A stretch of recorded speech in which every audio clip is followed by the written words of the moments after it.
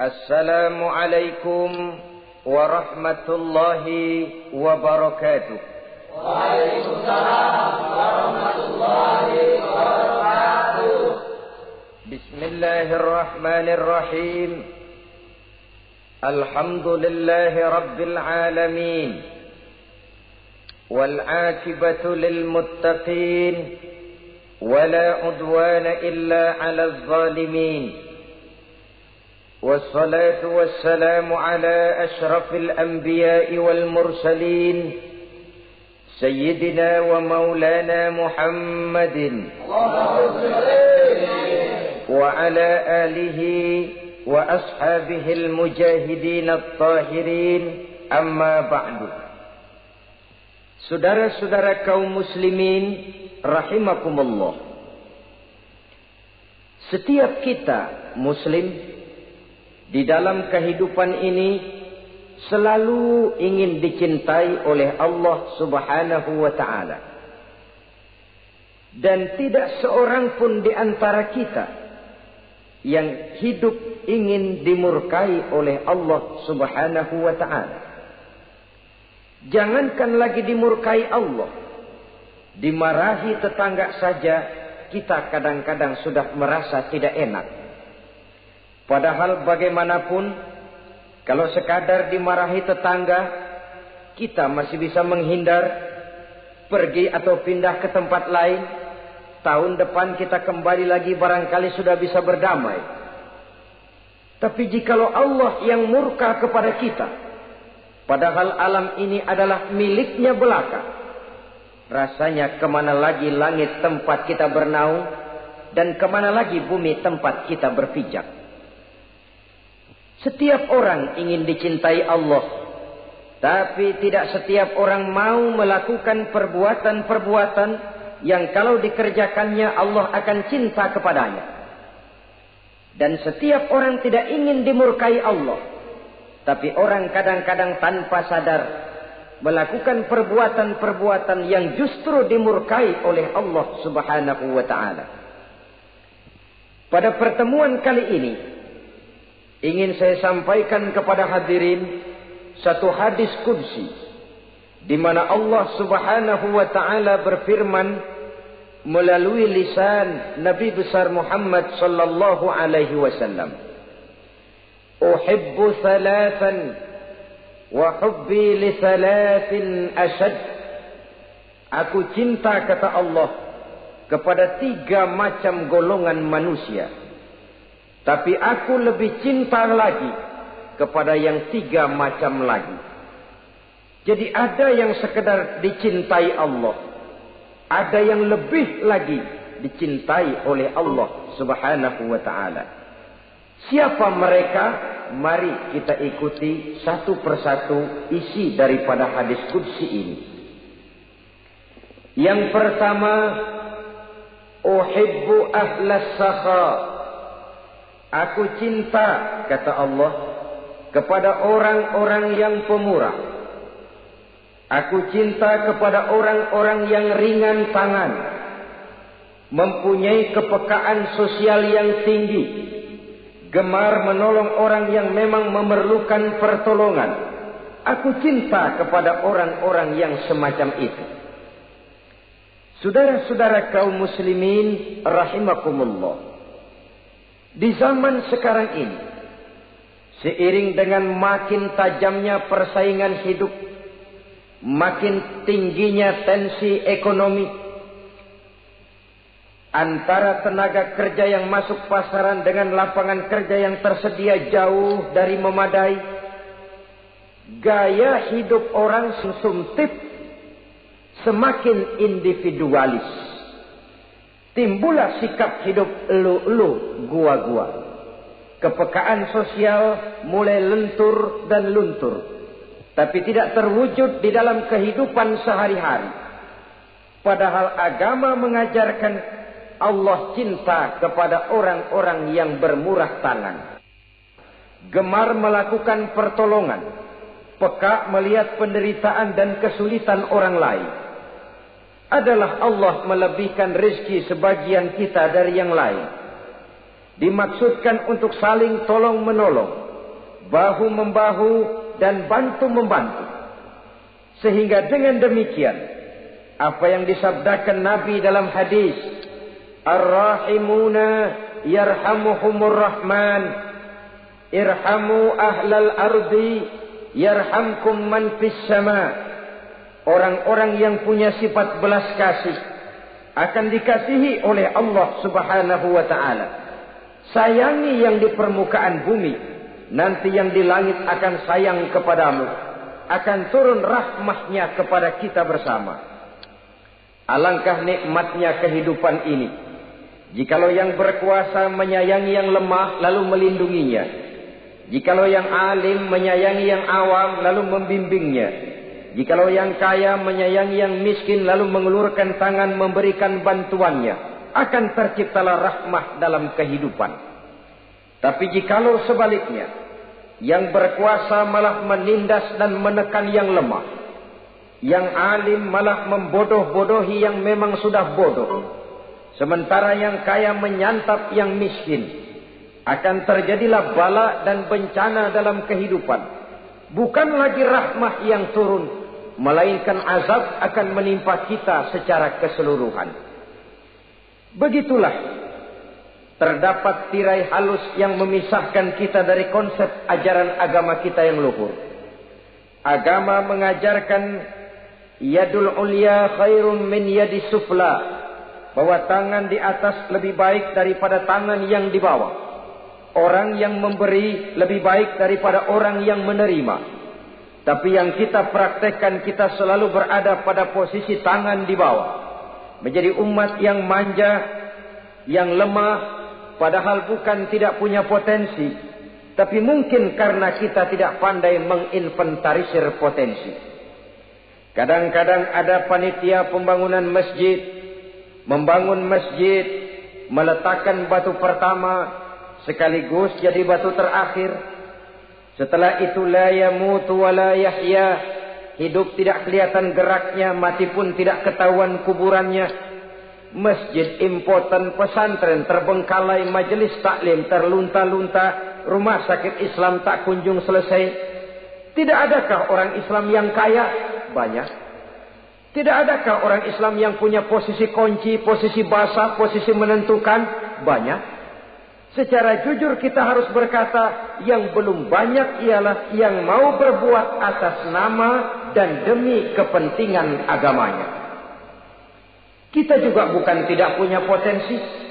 Kita tidak pandai menginventarisir potensi untuk kepentingan dan kemaslahatan kita bersama. Saudara-saudara kaum muslimin rahimakumullah. Dengan demikian, kita bisa lihat dalam kehidupan sehari-hari. Di masjid misalnya, itu kalau hari Jumat kadang-kadang kita sengaja mau berangkat sholat Jumat tidak bawa uang. Maka yang paling lancar di masjid, kotak. Saudara boleh lihat kotak itu, dari sudut ke sudut hampir tidak pernah macet. Lancar betul jalannya. Sekali macet, kotak 50, 100. Wajar kalau masjid-masjid kita lalu impoten. Bagaimana akan mengadakan kegiatan kalau tidak ada dana? Oleh karena itu pada kesempatan ini saya ingin mengetuk, berbahagialah kita jikalau oleh Allah Subhanahu wa taala diberikan kepercayaan berupa titipan, wa mal malu wal baluna illa wadai'. Harta dan anak-anak tidak lain satu titipan dari Allah Subhanahu wa taala. Dan pada satu saat titipan itu akan diambil oleh yang empunya. Allah cinta kepada orang-orang yang pemurah. Allah akan memberikan balasan yang berlipat ganda. Kalau saudara bersedekah kepada anak yatim, bukan si yatim itu yang akan membalasnya. Kalau saudara membantu pembangunan masjid, bukan panitia masjid yang akan memberikan ganjarannya. Kalau saudara membangun pondok pesantren, bukan kiai yang punya pesantren yang akan memberikan balasannya. Allah Subhanahu wa taala melalui jalan yang tidak kita sangka-sangka melalui jalan yang dalam istilah Quran disebut min haitsu la yahtasib, melalui jalan yang tidak pernah kita hitung, kita sangka sama sekali. Jalan gaib yang hanya Allah saja yang maha tahu. Sebaliknya, wa hubbi lil faqiris sakhi asad, kata Allah. Aku cinta kepada orang-orang yang pemurah, tapi aku lebih cinta lagi kepada orang-orang miskin yang pemurah.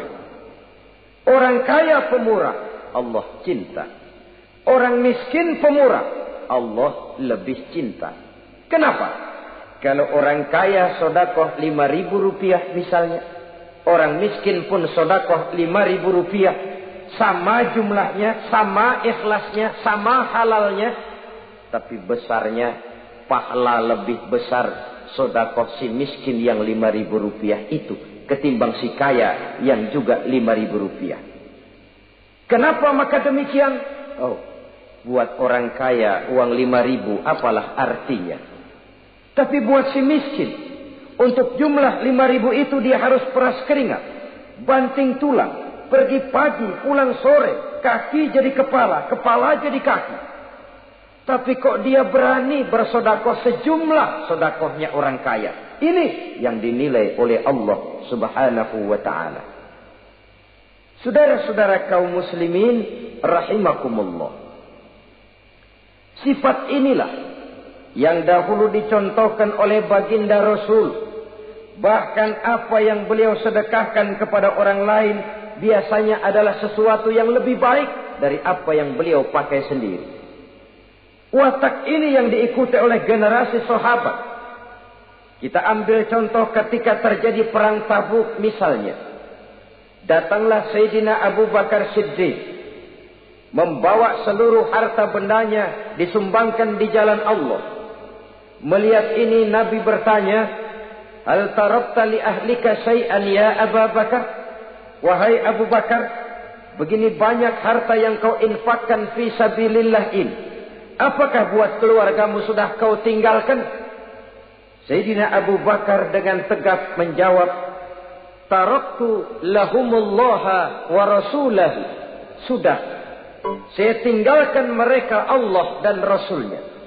Saya tinggalkan mereka keyakinan, akidah, iman, bahwa kalau kami menolong Allah, menolong agama, Allah akan menolong kami.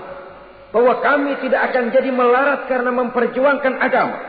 Bahwa kami tidak akan jatuh miskin kalau harta ini kami belanjakan di jalan Allah. Kami tinggalkan keyakinan itu kepada anak-anak dan istri di rumah. Sementara harta yang ada seluruhnya kami bawa kemari. Keyakinan yang dimiliki oleh Sayyidina Abu Bakar Siddiq di zaman sekarang ini sudah merupakan keyakinan yang sangat langka. Kita belum yakin benar akan kebenaran janji Allah. Sehingga dengan demikian timbullah keraguan-raguan. Apa iya kalau saya belanjakan uang ini di jalan Allah akan ada balasannya? Apa iya kalau uang ini saya gunakan untuk melaksanakan ibadah akan datang balasannya? Padahal dalam hadis qudsi Allah menjanjikan, ana inda zanni abdi bi. Aku ini, kata Allah, bagaimana menurut persangkaan hambaku saja kepadaku. Kalau dia sangka baik, insya Allah baik datangnya. Kalau dia sangka tidak, aku bagaimana menurut sangka hambaku kepadaku. Itulah sebabnya dalam segala hal kita harus husnuzan, berbaik sangka kepada Allah Subhanahu wa ta'ala. Saudara-saudara kaum muslimin rahimakumullah. Inilah golongan pertama kekasih Allah. Orang-orang yang dicintai Allah. Orang-orang yang pemurah, yang sadar bahwa harta hanya sekadar titipan dari Allah Subhanahu wa ta'ala. Dan harta menurut Nabi, apabila sudah kita belanjakan di jalan Allah, dia akan berkata, pertama, kuntu qalilatan fakassartani, jumlahku sebenarnya sedikit, tapi lantaran engkau sedekahkan aku, engkau belanjakan aku di jalan Allah, maka jumlahku jadi banyak. Kau sedekah 1000, dibalas 7000, dikali 10, dikali 100, masih ditambah wallahu yudha'ifu liman yasha. Allah melipat gandakan pahala kebajikan dari orang-orang yang dikehendakinya. Yang kedua, harta itu akan bicara lagi. Kuntu faniyatan fa'abqaitani. Aku ini sebenarnya fana, tidak kekal, berubah, relatif dan temporer, sirna oleh pergeseran masa dan pertukaran waktu. Tapi lantaran engkau sedekahkan aku, engkau belanjakan aku di jalan Allah, maka nilaiku jadi kekal, akan mendampingi engkau sampai di hadratullah azza wa jalla di akhirat nanti. Jadi harta yang kita tumpuk-tumpuk, yang kita sangka akan mengekalkan kita sampai tidak akan miskin 7 keturunan, dengan segala macam cara kita tempuh, dia bukan harta yang kekal. Yang kekal, yang kita belanjakan di jalan Allah subhanahu wa ta'ala. Itu milik kita yang benar-benar akan kita nikmati. Yang ketiga, harta itu akan berkata lagi, kunta harisi fal'ana sirtu harisaka. Dahulu kamulah yang menjaga saya, tapi sekarang setelah saya sedekahkan, setelah engkau sedekahkan aku, setelah engkau belanjakan aku di jalan Allah, bukan engkau lagi yang jaga aku, kata si harta, akulah yang akan menjagamu. Di dunia orang yang rajin sedekah, sedekahnya itu menolak bala, terhindar dari segala bencana dan musibah. Sementara di akhirat sedekahnya itu akan menjadi dinding yang menjaga dia dari jilatan api neraka. Demikian harta yang sudah kita infakkan, kita belanjakan, kita sedekahkan di jalan Allah itu akan menjadi pejangga kita. Sehingga Nabi menyatakan, inna sadaqatal mar'il muslim tazidu fil umri wa tadfa'u mitatas su'i. Sesungguhnya sedekahnya seorang mukmin dapat menambah umur panjang dan menyelamatkan seseorang dari mati secara su'ul khatimah. Marilah kita melihat bahwa agama ini memerlukan kita, bahwa umat ini mengharapkan pengorbanan kita. Dengan segala kemampuan yang ada pada diri kita, mari kita menyadari bahwa harta kita yang benar-benar milik kita, sesungguhnya yang sudah kita belanjakan di jalan Allah subhanahu wa ta'ala. Saudara-saudara kaum muslimin rahimakumullah, inilah golongan pertama. Golongan yang kedua yang dicintai oleh Allah subhanahu wa ta'ala, uhibbul mutawadhi'in. Aku cinta, kata Allah, kepada orang-orang yang rendah hati, orang-orang yang membawa ilmu padi, makin berisi makin merunduk, makin di puncak, makin sadar akan kelemahan dan keterbatasannya. Aku cinta kepada orang-orang yang rendah hati. Adalah satu sifat dari Rasulullah sallallahu alaihi wasallam yang diriwayatkan oleh Imam Abu Ja'far Al-Barzanji misalnya dalam rawi Barzanjinya, wa kana sallallahu alaihi wasallam syadidal haya'i wat tawadhu. Adalah Rasulullah sallallahu alaihi wasallam seorang yang sangat pemalu dan sangat rendah hati. Tawadhu, tidak melonjak menjadi angkuh dan sombong. Walaupun beliau adalah asraful anbiya wal mursalin, nabi dan rasul termulia, imamul muttaqin, imamnya orang-orang yang bertakwa, rahmatan lil alamin, diutus sebagai rahmah bagi seluruh alam, tapi tawaduknya demikian luar biasa. Ketika beliau terusir dari Mekah, kita bisa membayangkan meninggalkan kampung halaman, meninggalkan keluarga yang berbeda akidah, hijrah ke Madinah. Tapi pada lain kesempatan, ketika beliau dengan bala tentaranya masuk ke kota Mekah, dan orang-orang kafir Quraisy yang kita kenal dalam peristiwa Fathu Makkah itu, gentar hati mereka, sembunyi di dalam rumahnya masing-masing. Mereka masih ingat beberapa tahun yang silam, Dikala Nabi Muhammad dan para sahabatnya dikejar-kejar, terusir dari Mekah, hijrah ke Madinah.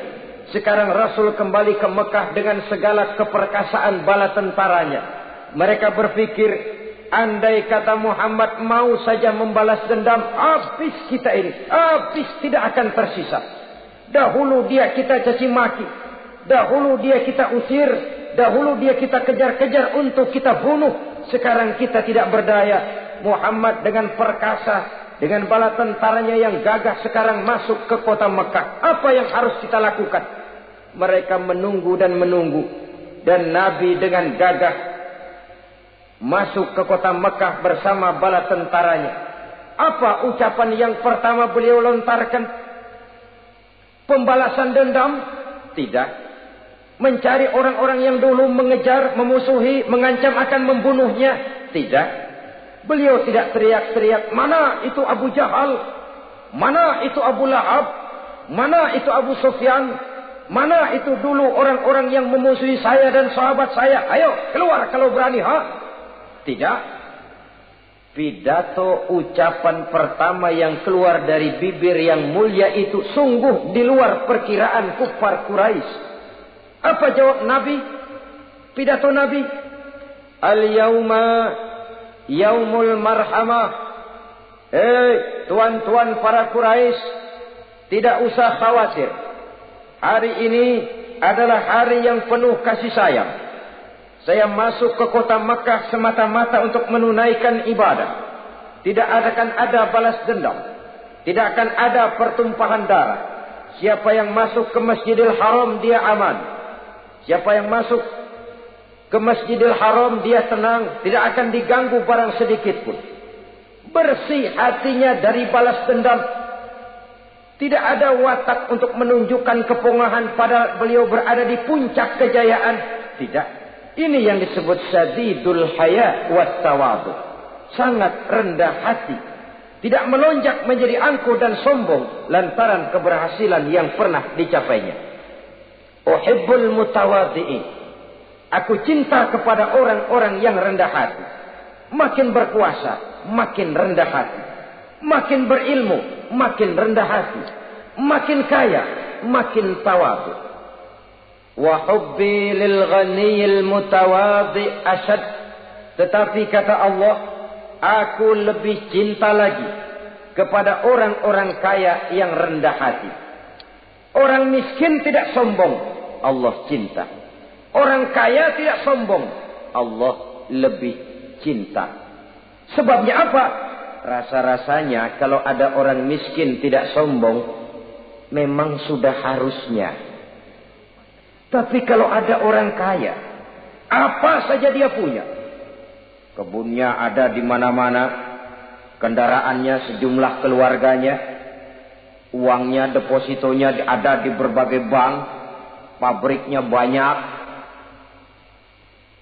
Apa saja dia punya, tapi tidak sombong, tawadhu. Ini yang lebih dicintai oleh Allah Subhanahu wa ta'ala. Saudara-saudara kaum muslimin rahimakumullah. Oleh karenanya hadis kursi ini menanamkan kesadaran kepada kita bersama bahwa yang pantas untuk sombong hakikatnya cuma Allah saja. Itu sebabnya salah satu asmaul husna Allah disebut al-mutakabbir. Kalau Allah sombong, wajar karena memang tidak ada Tuhan lain selain Allah. Alam dan seluruh isinya adalah miliknya belaka. Tidak ada satupun yang bisa mengklaim. Al-mutakabbir huwallah. Yang pantas sombong hanya Allah Subhanahu wa ta'ala. Saudara-saudara kaum muslimin rahimakumullah. Yang ketiga, orang yang dicintai oleh Allah Subhanahu wa ta'ala, uhibbut taibin. Aku cinta kepada orang-orang yang bertaubat. Kepada orang-orang yang apabila berbuat kesalahan, dia segera sadar. Dijadikannya kesalahan itu sebagai satu pelajaran untuk tidak diulanginya lagi pada masa yang akan datang. Adalah lebih baik kita mulai dari kertas yang kelabu, hitam sekalipun. kalau akhirnya akan menjadi lembaran-lembaran yang putih. Ketimbang kita mulai dengan lembaran yang putih, kalau akan ditutup dengan lembaran-lembaran hitam noda yang tidak berhapus. Allah Subhanahu wa ta'ala Maha Pengampun, Pengasih dan Penyayang. Ia akan memaafkan segala perbuatan yang bersifat salah dari hamba-hambanya, asalkan tidak diulanginya lagi. Manusialah yang sering kejam, membiarkan dirinya larut dan hanyut diseret arus dosa. Ia sadar itu satu kesalahan, tapi tidak berupaya untuk menyelamatkan dirinya sendiri. Apakah itu berupa yang namanya judi, minuman keras, menipu orang lain, durhaka kepada kedua orang tua, jahat kepada tetangga, suka memfitnah orang lain. Dibiarkan dirinya hanyut di dalam lembah dosa tanpa upaya penyelamatan sama sekali. Atau kadang-kadang mengulur waktu. Nanti saja sudah tua-tuaan taubatnya. Padahal waktu tidak pernah main-main. Uhibbut taibin. Aku cinta kepada orang-orang yang mau bertaubat. Wa hubbi lisyabit taib asad. Tapi aku lebih cinta lagi kepada orang-orang muda yang mau bertaubat. Apabila orang tua bertaubat, Allah cinta. Anak muda bertaubat, Allah lebih cinta. Dalam usia mudanya, di mana darah masih mengalir dengan panas, sejuta khayal dan keinginan masih bersemi di dalam benaknya, dia sanggup blokir semua itu, disalurkannya di jalan Allah. Allah cinta sekali kepada orang-orang semacam itu.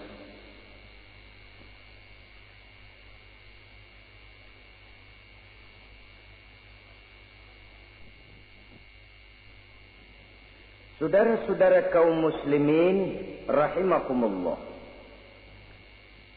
Kalau tadi sudah saya jelaskan 3 golongan orang-orang yang dicintai Allah, yakni para kekasih Allah. Orang-orang yang pemurah, gemar memberikan pertolongan. Kemudian yang kedua, orang-orang yang rendah hati. Dan yang ketiga adalah orang-orang yang suka bertaubat.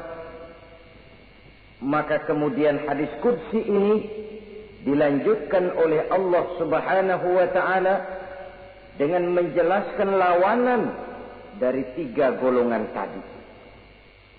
Kalau 3 golongan tadi adalah orang-orang yang dicintai Allah, maka 3 golongan yang berikutnya adalah mereka yang dibenci, dimurkai oleh Allah Subhanahu wa ta'ala.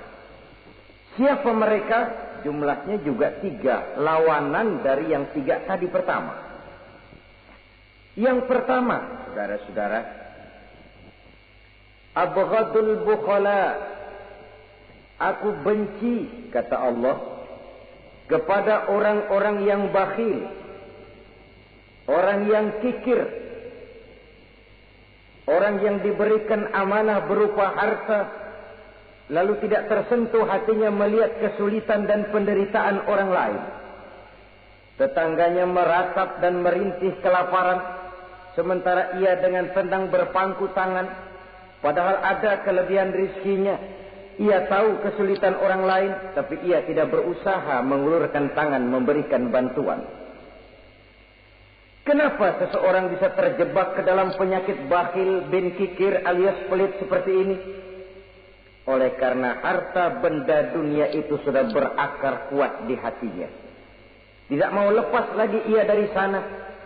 Tidak mau berpisah ia dengan harta itu walau sedikit jua pun.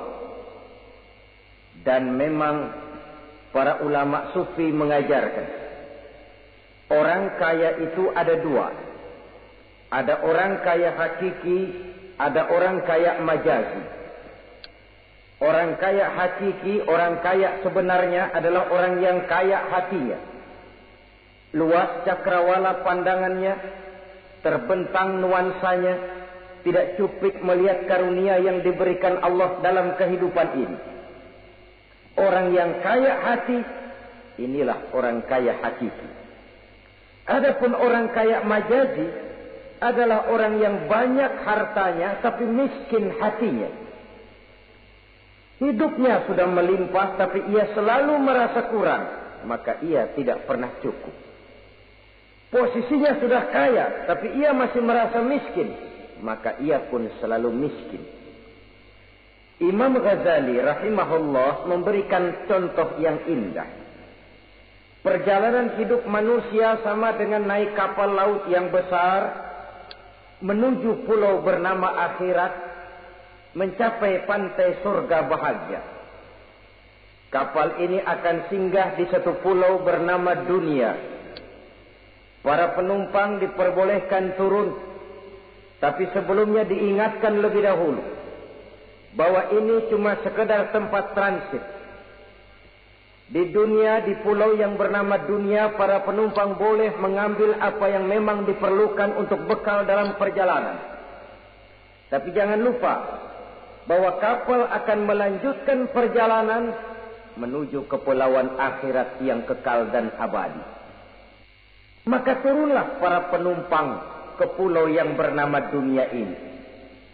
Macam-macam tingkah lakunya ketika mereka menjejakkan kaki ke pulau dunia.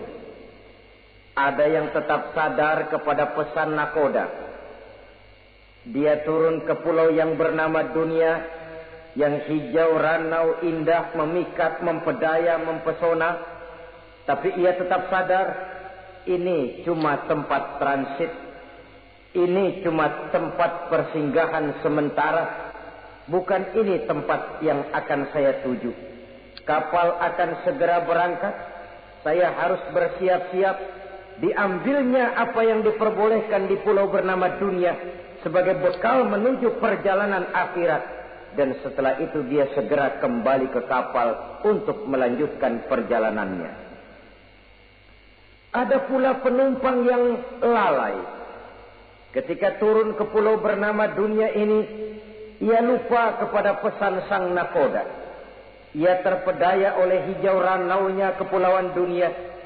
Ia terpikat oleh gemerlapnya kehidupan dunia.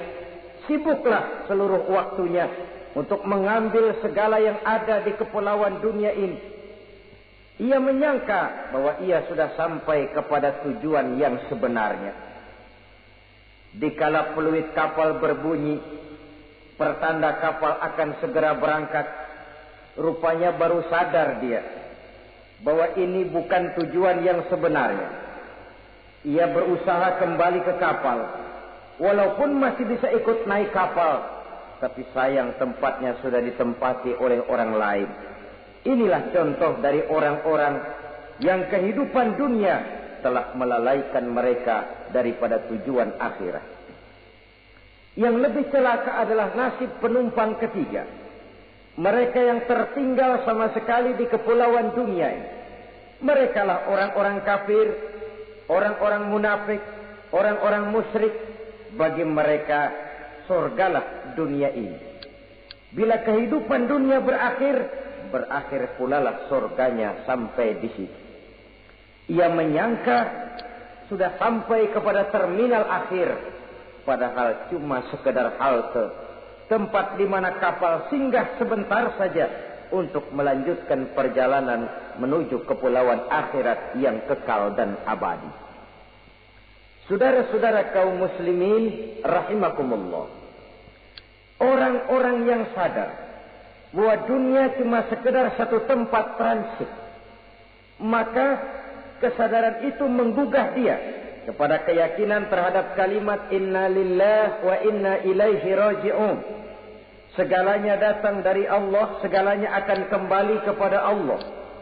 Tidak ada yang dibawanya saat ia terlahir ke alam dunia ini, dan tidak akan ada yang dibawanya kembali saat ia keluar meninggalkan alam dunia ini, kecuali iman dan amal soleh yang dikerjakannya di dalam kehidupan kita. Bukan bakhil yang menyebabkan orang cepat jadi kaya. Bukan pemurah yang menyebabkan orang jatuh miskin dan bangkrut. Tetapi kesadaran bahwa segalanya datang dari Allah, segalanya akan kembali kepada Allah, akan membuat kita walaupun memiliki harta dan benda, tapi ia tidak berurat dan berakar di dalam hati. Abghadul bukhala, kata Allah, Aku benci kepada orang-orang yang bakhil. Kadang-kadang jangankan untuk orang lain, untuk kepentingan agama, dirinya sendiri saja tidak bisa menikmati kekayaannya. Kaya dia sebenarnya, tapi dia tidak sadar akan kekayaannya. Lebih celaka lagi, dia tidak tahu untuk apa kekayaan itu akan dipergunakan. Lahirnya mazhab materialisme, hidup serba cukup, serba ada, seperti yang kita lihat di negara-negara yang makmur, di Eropa bagian barat misalnya. Keluarga-keluarga jet set yang akhirnya bingung karena kebanyakan harta. Kalau kita di timur umumnya bingung karena tidak punya harta. Di sana orang bingung karena kebanyakan harta, mau diapakan harta itu. Akhirnya timbullah gaya hidup yang aneh-aneh. Membentuk klub-klub nudis terlepas dari pergaulan dunia ramai. Bergerombol tidur di goa-goa. Padahal rumahnya macam istana. Kamarnya 37, ada kolam renang, ruangan ber-AC. Kemana pergi mobil sejumlah keluarga. Dari merek-merek yang mewah, keluaran mutaakhir. Tidak puas mobil punya kapal pesiar, kapal laut. Tidak cukup kapal laut punya kapal pesawat terbang pribadi. Apa yang dimau uangnya bisa bicara. Tapi akhirnya lalu sampai kepada titik jenuh. Sampai kepada yang namanya frozen emotional attitude. Dan sikap bakhil inilah yang pada akhirnya mendorong seseorang untuk sampai kepada tingkat yang disebut tamak, rakus, serakah. Dan mental semacam ini tidak hanya membahayakan bagi pribadi yang punya watak, tapi juga bagi lingkungan, bagi masyarakat, bahkan dalam skopnya yang luas, bagi pertumbuhan suatu bangsa, bagi pertumbuhan suatu negara. Sikap-sikap tamak, rakus, serakah, mau menang sendiri, mau kuasa sendiri, mau basah sendiri, mau kaya sendiri, persetan dengan orang lain, adalah sikap-sikap yang tidak saja bertentangan dengan ajaran agama kita, tapi juga bertentangan dengan falsafat dasar kehidupan bangsa kita, yakni Pancasila. Saudara-saudara kaum muslimin rahimakumullah. Lawanannya kemudian Allah menyatakan, wa bughdi lil ghaniyil bakhil asyad. Aku benci kepada orang yang bakhil, tapi aku lebih benci lagi kepada orang-orang kaya yang bakhil. Kalau orang miskin pelit, barangkali masih orang berkata pantaslah dia tuh pelit, miskin. Tapi kalau kaya, bakhil, kaya, pelit, rasanya orang menyayangkan. Apa saja dia punya, tapi bakhil, pelit, tidak sadar bahwa itu adalah amanah Allah yang suatu saat akan dimintakan pertanggungan jawab di padang mahsyar nanti. Inilah golongan pertama yang dibenci oleh Allah Subhanahu wa ta'ala. Golongan yang kedua, abghadul mutakabbirin. Aku benci kepada orang-orang yang sombong. Baik sombong oleh karena kekuasaan, kekuatan, wewenang, jabatan. Baik sombong oleh karena ilmu pengetahuan, skill, keahlian, kemampuan. Baik sombong oleh karena harta benda dan kekayaan. Sombong dalam segala bentuknya tidak disenangi oleh Allah Subhanahu wa ta'ala. Inilah yang saya maksud tadi dengan membawa ilmu padi seharusnya. Semakin berisi, semakin merunduk. Sebab pepatah orang-orang tua kita bilang, air beriak tanda tak dalam, tong kosong bunyinya nyari. Orang belajar silat kalau baru dapat 2-3 jurus memang genit, bukan main. Sesuatu yang barangkali sudah lumrah dalam kehidupan. Tapi yang diajarkan oleh agama, abghadul mutakabbirin, aku benci kepada orang-orang yang sombong. Al-Quran syarat dengan contoh-contoh baik dari perjalanan sejarah, baik dari perjalanan para hidup para nabi dan para rasul, seluruhnya merupakan tamsil, contoh dan ibarat bagi kita bersama. Fanzuru kaifa kana akibatul mukazzibin, fanzuru kaifa kana akibatul mujrimin. Berjalanlah kamu di permukaan bumi, lihat bagaimana akibat yang diderita oleh para pendusta, lihat bagaimana akibat yang diderita oleh para pembuat dosa, oleh orang-orang yang sombong, angkuh, congkak dan takabur. Mereka satu demi satu mengalami kehancuran, tenggelam di perut sejarah. Kurang apa Fir'aun? Kurang apa Raja Namrus? Kurang apa Raja Abrahat? Tentaranya gagah perkasa, kekuasaannya luas, istananya megah dan besar, pengawalnya gentayangan di mana-mana, intelnya selalu siap siaga menjaga keamanan. Sang raja diraja, entoh waktu berputar masa beredar, tenggelam oleh perputaran waktu dan peredaran zaman. Tidak ada satu keabadian dalam kehidupan ini. Akankah kita melahirkan Fir'aun kelas baru? Namrud di zaman modern, Abrahat gaya kini, yang semakin berada di puncak kekuasaan semakin lupa diri dan lupa daratan, menjadi orang yang hanya mau benar sendiri, adil sendiri, makmur sendiri, tidak peduli menari di atas bangkai dan penderitaan orang lain. Akankah kita melahirkan korun gaya baru yang sombong oleh karena harta kekayaan yang berlipat ganda? Ataukah kita akan melahirkan barsisul abid gaya baru yang sombong oleh karena ilmu pengetahuan yang dimilikinya?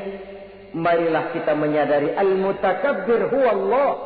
Yang pantas, boleh dan sombong, wajar untuk sombong, cuma Allah subhanahu wa ta'ala. Abghadul mutakabbirin, aku benci kepada orang-orang yang sombong. Saudara-saudara kaum muslimin rahimakumullah, lawanannya kata Allah, selebihnya wa bughdi lil faqiril mutakabbir asyad. Tetapi kata Allah, aku lebih benci lagi kepada orang miskin yang sombong. Ini yang sudah tidak punya pilihan. Orang pintar sombong barangkali lumayan, goblok sombong minta ampun. Pejabat sombong barangkali karena punya pangkat. Rakyat sombong, apa yang mau disombong? Orang kaya sombong barangkali karena kekayaannya. Melarat, miskin, sombong, minta ampun.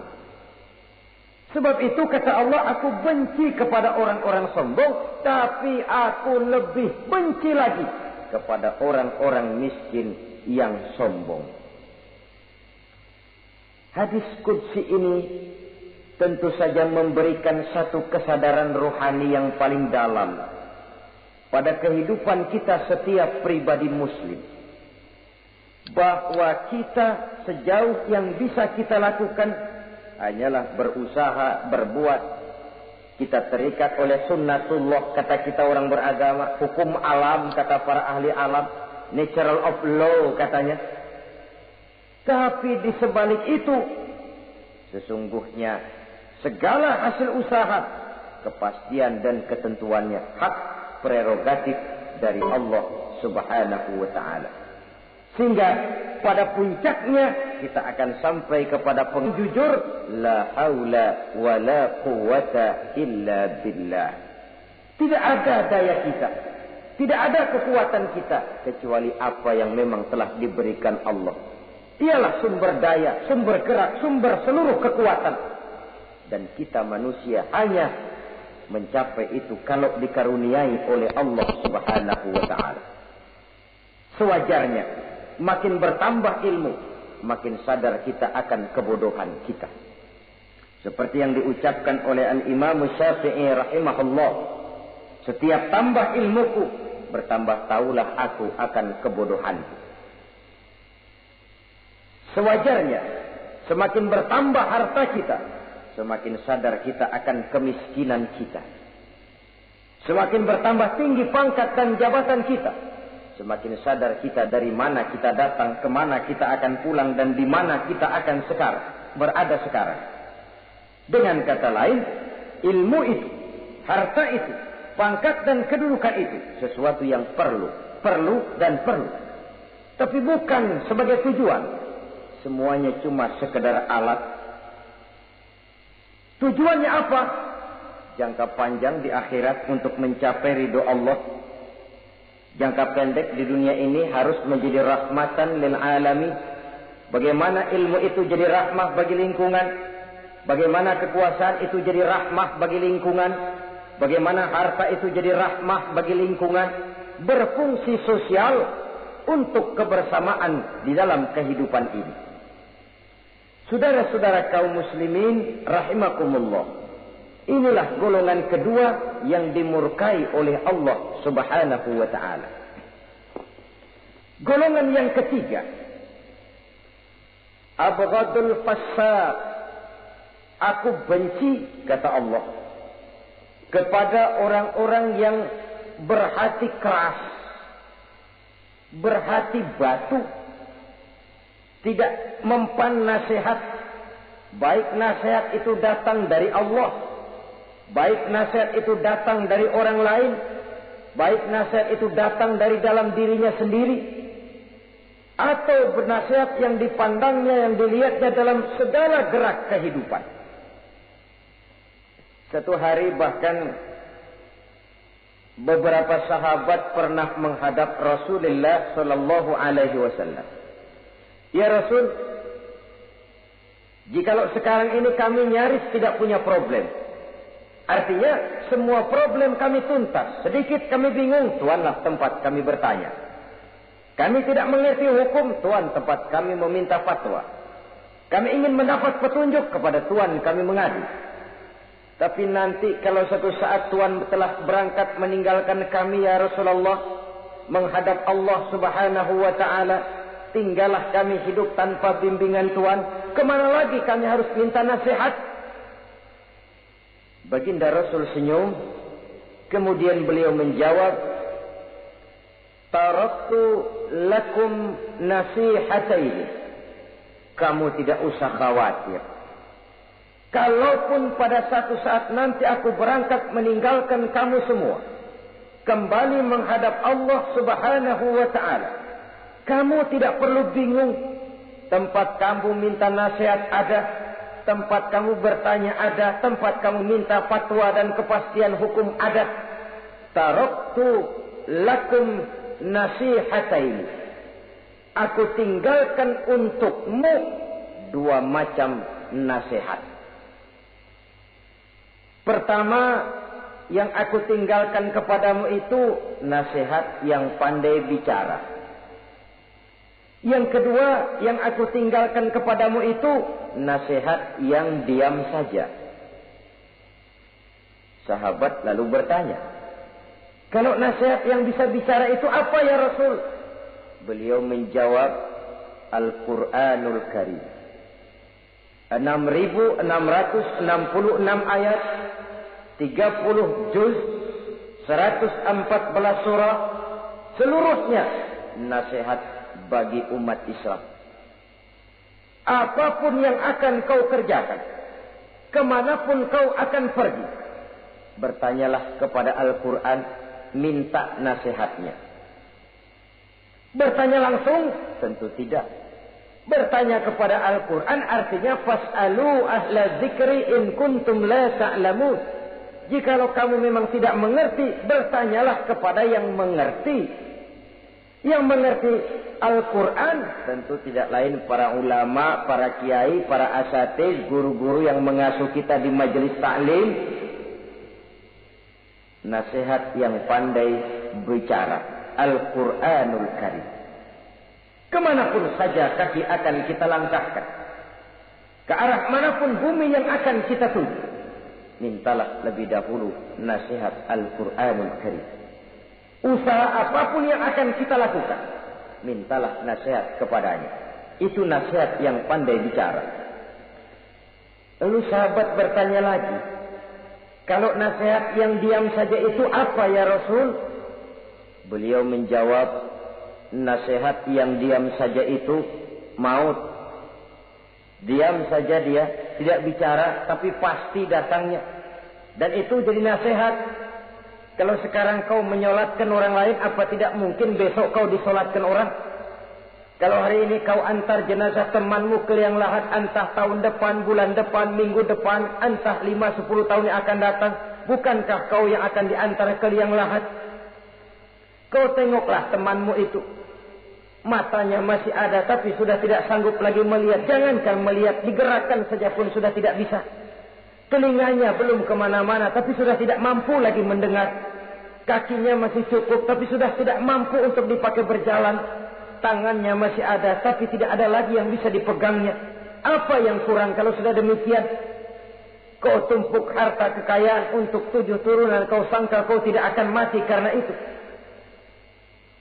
Kau ingin selalu berada di puncak padahal hidup ini mendaki dan menurun.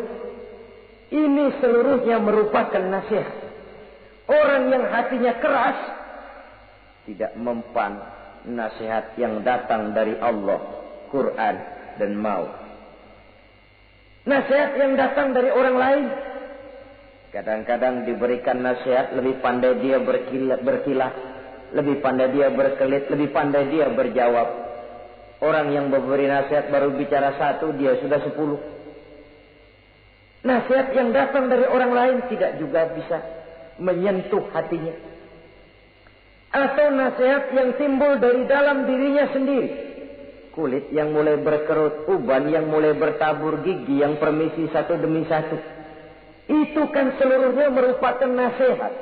Tapi orang yang hatinya keras, kasar, istilah kita barangkali sudah kulit badak, muka tembok, kuping kebo, masuk dalam golongan khatamallahu ala qulubihim. Allah sudah tutup cap, Allah stempel hati mereka, tidak masuk lagi nasihat. Na'udzubillah summa na'udzubillah. Beruntung kita kalau oleh Allah ini diberikan hati yang lembut, peka, mudah menerima kebenaran, tidak tertutup terhadap kebenaran. Walaupun kebenarannya itu datang dari seorang budak yang hitam legam. Karena memang agama mengajarkan khuzil hikmata wa la yadurruka min ayyi wi'ain kharajat. Ambillah hikmah, ambillah kebenaran, tidak usah terlalu kau pedulikan dari mana sumbernya. Asal itu merupakan kebenaran, jadikan sebagai nasihat di dalam kehidupan. Saudara-saudara kaum muslimin rahimakumullah. Rugi dan celaka kita kalau sampai diberikan hati yang keras, kasar, masuk dalam qaswatul qalbi, hati yang kasar, keras, tidak mempan nasihat apapun.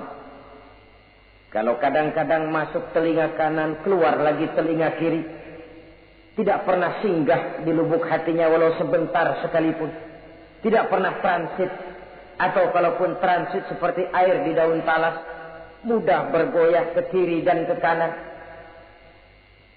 Allah benci kepada orang-orang yang hatinya keras. Selanjutnya, wa bughdhi lisaykhil fasik asad. Tapi kata Allah, aku lebih benci lagi kepada orang tua yang hatinya keras. Tua-tua keladi katanya, makin tua makin menjadi. Kalau ada anak muda bandel, nakal, setidaknya orang masih punya harapan. Masih ada orang berkata, ya doain aja dah, mudah-mudahan dia makin dewasa, makin lurus jalan hidupnya, makin benar langkahnya, makin sadar rasa keagamaannya. Masih ada ucapan seperti itu. Tapi kalau sudah tua, malah makin gila, orang sudah habis harapan. Paling orang bilang, tuh aki-aki, udah asar, udah maghrib, udah dekat ke lubang kubur, bedung menggerib masih nyingsot aja di perapatan. Saudara-saudara kaum muslimin, habis rasanya harapan orang. Aku benci kepada orang yang hatinya keras, tapi aku lebih benci lagi kepada orang tua yang berhati keras. Kenakalan remaja dibenci Allah, kenakalan orang-orang tua lebih dibenci oleh Allah Subhanahu wa ta'ala. Saudara-saudara kaum muslimin rahimakumullah, semoga kita termasuk ke dalam golongan orang-orang yang dicintai Allah, para kekasih Allah, dan kita berlindung kepada Allah jangan sampai termasuk ke dalam golongan orang-orang yang dimurkai dan dibencinya. Inilah yang kita bicarakan pada pertemuan kali ini. Terima kasih dan mohon maaf. Wassalamualaikum.